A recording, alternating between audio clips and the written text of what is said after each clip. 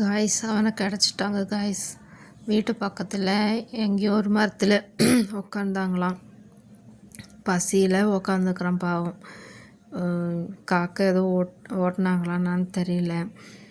அது ஒரு மரத்து மேலே பக்கத்து வீட்டில் உக்காந்தாங்க போல். அவங்க ஏதோ பழம் எடுக்கிறதுக்காக ஏதோ போனால் போல் மரத்து மேலே. அப்போ உக்காந்துருந்தாங்க. பார்த்தோன்னே பிடிச்சிட்டு கூட்டின்னு வந்து நாங்கள் காலெல்லாம் தேடின்னு இருந்தோம். அவங்க வந்து இதுதான் அவங்க கிளின்னு கேட்டாங்க. சரி அவங்க கூப்பிட்டு கையில் வாங்குறேன் பாருங்க. அப்படியே கண்ணு திறந்து பார்க்க முடியாத அவஸ்தையில் இருக்கிறான். அந்த மாதிரி பசி மயக்கம். அந்த மாதிரி எடுத்துகிட்டு வந்து சாப்பிட்றதுக்கு கொடுத்தாக்கா எதுவுமே வாயை வச்சு கடிக்க விட முடியல அவனால். அந்த அளவுக்கு அவஸ்தையாகி போச்சு. அப்புறம் என் வீட்டுக்காரர் வந்து அது எடுத்து அது தோல் அந்த என்னது சூரியகாந்தி விதை வந்து உடச்சி அது உள்ள வந்து பருப்பு எடுத்து அது உடச்சி கொடுத்தோம். அவனுக்கு சாப்பிட முடியாமல் அந்த மாதிரி உடச்சி எடுத்து கொடுத்ததுக்கப்புறம் சாப்பிட்றான். அது அந்த தோல் பிக்க கூட அவனுக்கு முடியல. அந்த மாதிரி பசியில் ரொம்ப வாடி போச்சு.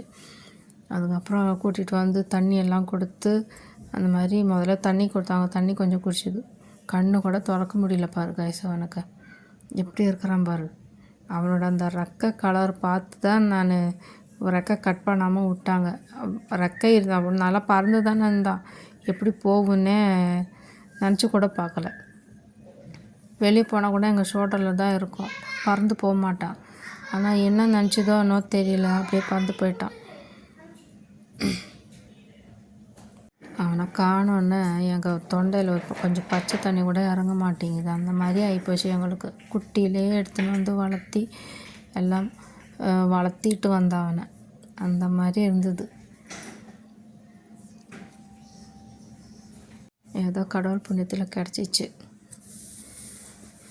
ஒரு பெட்டை வாங்கி வளர்த்தி அது காணாமல் போகுதோ, அது ஏதோ ஆயிடுச்சோ, அந்த மாதிரி இருக்கிற அவஸ்தை ரொம்ப அவஸ்தைங்க.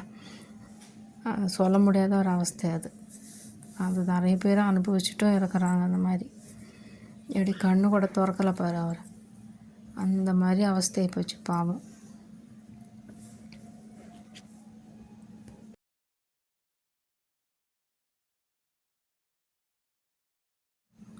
அவனோட இந்த ரெக்கையை பார்த்து தான் காய்ஸ் நான் மயங்கிட்டேன். அந்த ப்ளூ கலர் ரெக்கை பார்த்துட்டு கட் பண்ண வேணாம்னு நினச்சிருந்தா அது நான் கட் பண்ணாமல் விட்டேன்.